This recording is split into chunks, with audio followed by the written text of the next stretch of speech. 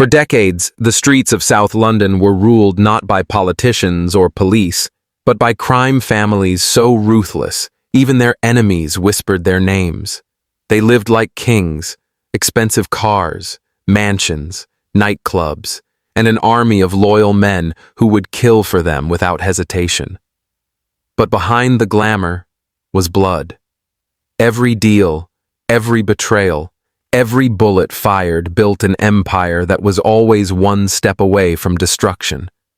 This isn't just a story about crime. It's about power, greed, and the inevitable downfall that follows. From the craze of East London to the shadowy figures controlling South London's drug routes, this world was filled with betrayal, revenge, and secrets buried deep under the city's streets. Today, we uncover the true story of how these families rose to power, and how their own greed and violence tore them apart. This is the untold story of South London's most feared crime families, from riches to ruin. South London, a land of grit, loyalty, and survival. But beneath the busy markets, quiet pubs, and narrow streets, another world existed, one ruled by fear, money, and power. In the shadows, ordinary men became kings, and loyalty was often paid for in blood. During the 1970s and 80s, the underworld of South London began to rise. Crime wasn't just an act, it was an industry. Families like the Richardsons, the Brindles, and later the Adams Syndicate built empires through extortion, gambling, and drugs. They didn't just control neighborhoods, they owned them. If you wanted to do business, you paid their price. If you didn't, you disappeared. To the public, these men were both feared and admired, seen as gangsters with style, men who took what they wanted and made their own rules. But behind that reputation lay years of violence, betrayal, and broken lives. Police struggled to catch them, while entire communities were silenced by fear. This wasn't about small-time street crime. It was about an empire of power that grew until it could no longer be controlled. And like all empires built on violence and greed, it was only a matter of time before it came crashing down. This is the rise and ruin of South London's most feared crime families, a true story of how power, once gained through fear, always ends in destruction.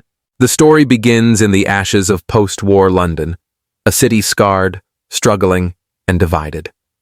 In South London, poverty ruled the streets, and desperation bred opportunity for those bold enough to take it. Legitimate work was scarce. But crime? That was a business booming in every alley. In this chaos rose the first great names of South London's underworld, the Richardson brothers, Charlie and Eddie. They weren't ordinary crooks. They were businessmen of fear. Behind the respectable fronts of scrapyards and clubs, they built a brutal empire based on intimidation, extortion, and absolute control. Their methods were legendary. Electric shocks, pliers, and torches used to teach lessons to anyone who dared disobey. By the early 1960s, the Richardsons were untouchable. South Londoners knew the rule: pay respect, pay money, and you'll stay alive. Their power extended across gambling dens, illegal clubs, and the black market. Even the police hesitated to interfere. While the Cray twins ruled East London with charm and chaos, the Richardsons turned South London into a war zone of silence. But crime evolves, and as the decades passed, new families emerged from the shadows. The Brindle crew in Brixton, the McLean gang in Lewisham, and later, the Adams family from Islington, each carving out their own bloody territories. By the 1980s, South London had transformed into a network of organized crime that rivaled anything seen before. Drugs became the new currency. Cocaine replaced gambling as the source of real money, and gangsters who once stole cars were now importing millions in narcotics. Lavish lifestyles followed: luxury suits, expensive cars, and villas in Spain. These men appeared in public as successful businessmen, but behind every pound earned was someone else's pain. Fear had become the foundation of their wealth. But power in the underworld is never permanent. The more territory they gained, the more enemies they made. Rivalries brewed between gangs that had once stood together. Lines were crossed. Trust shattered. The seeds of betrayal had already been planted. And South London's criminal empire, once united by greed, would soon begin to eat itself alive. Every empire is built on money. And in South London's criminal underworld, money meant power, respect, and survival. By the mid-1980s, the city's streets were flooded with cash from drug trafficking, armed robberies, and protection rackets. The men who once scraped to survive were now millionaires, living faster and louder than ever before. Luxury cars lined the streets outside their clubs. Gold chains and tailored suits became their armor. They hosted lavish parties in nightclubs they owned, surrounded by models, corrupt officials, and businessmen desperate to be seen with them. But behind the glittering image was rot, betrayal, paranoia, and violence waiting to explode. At the heart of this empire stood Terry Adams and his brothers, the feared Adams family. They ran their operations with military precision, dealing in drugs, extortion, and intimidation across South London and beyond. Police called them the A-Team. To their rivals, they were a death sentence. Anyone who crossed them either vanished or was found in pieces, but the more they gained, the more reckless they became. Violence became casual, old alliances collapsed under greed, the younger generation of gangsters, men with no loyalty, no code, and no respect for the old guard, began taking over the streets. Cocaine wasn't just a product anymore. It was an addiction that fueled chaos from the top down. Meanwhile, the Richardsons' old empire was crumbling. Eddie was jailed, Charlie turned to legitimate business, but their influence lingered. Their lieutenants fought over scraps of what once was a dynasty. Factions splintered, and soon the streets were soaked in blood once again. The money that had once united them now tore them apart. Police surveillance grew tighter, rival crews went to war, and trust became a rare luxury. Everyone was watching everyone, friends, enemies, and even family.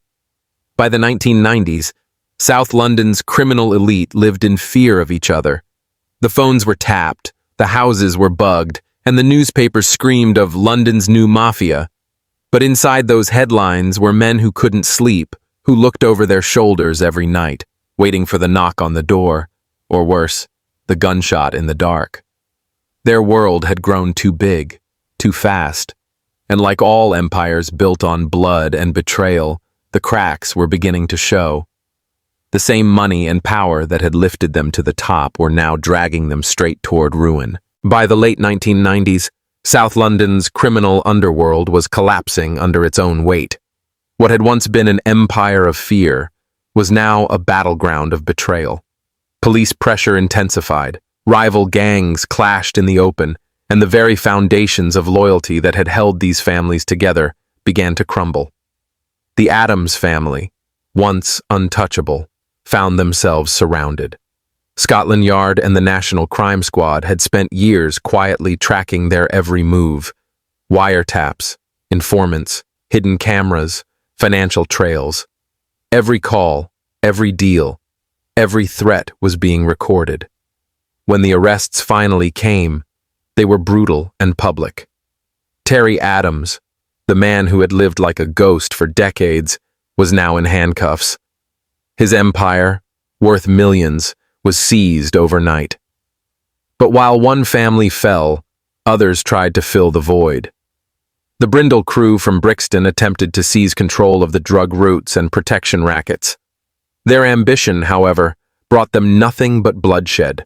The streets turned into war zones as rival factions fought for dominance. Drive-by shootings, car bombings, and kidnappings became weekly news. Inside the gangs, paranoia reached its peak. No one knew who to trust anymore. Men who had grown up together now plotted each other's deaths. Informants multiplied, men turning on their bosses to save their own lives. Some disappeared without a trace. Others were found in shallow graves across the countryside. Even the younger, more reckless crews began to implode. They didn't follow the old rules. No respect, no structure, no fear of consequences. That chaos brought even more attention from law enforcement. What was once a secret world now played out in courtrooms and tabloids. The police called it the fall of the London Mafia, but to those who lived it, it was a nightmare, a slow, brutal unraveling of power and pride. The old legends of South London's crime world were dying, not in gunfights or explosions, but in betrayal, quiet deals made in interrogation rooms, whispered names traded for freedom. By the turn of the millennium, the underworld that had terrified the city for decades was in ruins. The once glorious crime families were scattered, their leaders in prison, their soldiers dead or missing. The streets they had owned now belonged to no one. The message was clear. In the world of organized crime, loyalty is temporary, and power never lasts. South London's feared families had built their thrones on blood, and in the end, they drowned in it. As the new millennium began, South London's criminal empire was already crumbling, but the police weren't done yet. After decades of fear, silence, and corruption, law enforcement had finally learned how to fight back. The war that gangsters once controlled was now being fought with intelligence, patience, and technology. In the early 2000s, Scotland Yard launched a series of major investigations. Operation Trinity, Operation Neptune, and several undercover stings aimed directly at dismantling the last strongholds of the Addams family and their allies. This time, it wasn't just about catching men with guns or drugs. It was about destroying the entire system that protected them. Surveillance became their greatest weapon. Tiny microphones were planted in walls, cars, and even inside family homes. Phones were tapped, offshore accounts traced, and every suspicious transaction followed. For the first time, gangsters couldn't move without being watched. The results were devastating. One by one, long-time enforcers and lieutenants were arrested. Assets worth millions were seized, luxury houses, cars, bank accounts, all stripped away by the state. The Addams family, once called Britain's most sophisticated crime syndicate, were brought to trial on charges of money laundering, extortion, and tax evasion. Terry Addams, the man once feared across London, was sentenced to prison. His words before sentencing were cold but telling. "They've taken everything, but they'll never take my name." Meanwhile, the Richardsons' legacy was reduced to myth. Their clubs were gone, their soldiers scattered, and their power replaced by a younger, more chaotic generation, one without discipline, honor, or structure. But even they couldn't escape the tightening grip of law enforcement. Police forces had evolved.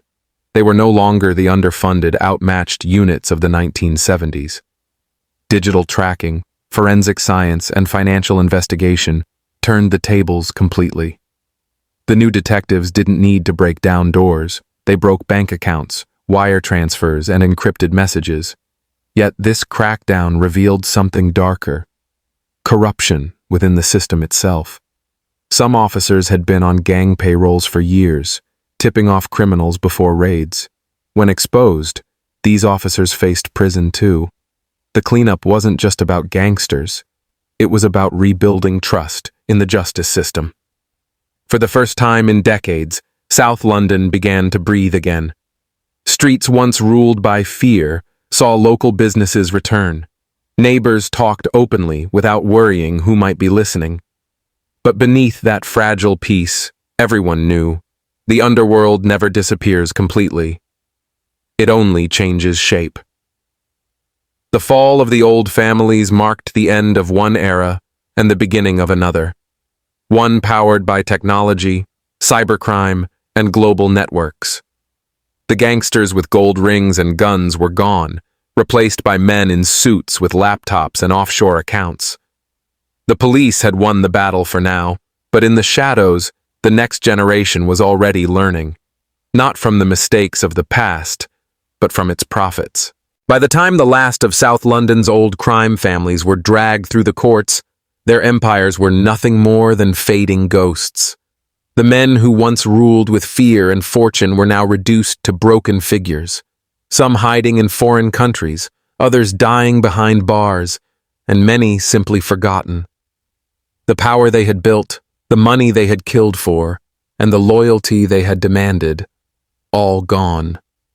Their mansions were repossessed, their businesses crumbled, their trusted men either betrayed them or turned into witnesses.